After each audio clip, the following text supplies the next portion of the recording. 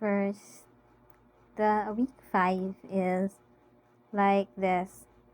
We go to Excel and make this muna to ni siya as much as on like kung sa imong pangadlaw-adlaw nga ginabuhat, like mag-lunch, mag-buy og food, kung pila imong nagasto, ingani siya, magbutang po kag date when mo siya nagasto, and then like this, yeah, then in total dayon nimo siya, and this the total is ko 2,760, and then is the cart tile.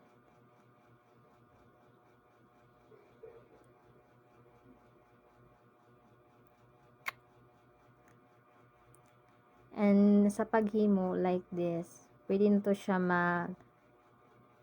maghimo tayo ani like A.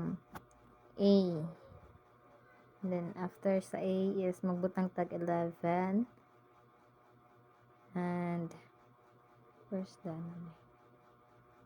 na 2 2025. Yan na siya paghimo. And then kinahanglan sa atong description dapat katong basis nga pang adlaw-adlaw yun siya ginagamit, like sa lunch, bus na to, or if we don't have nga mag-bus, atong transportation like mag-tricycle, pang adlaw-adlaw kung mag-ulian ba ka or magbaonan, and then the electricity bill mao ni siya, then atong rent, pila atong rent diri sa as student diri sa ASCAT, and then atong tuition fee, okay na. Thank you. And maura ma'am akong nasabtan, ma'am. Thank you.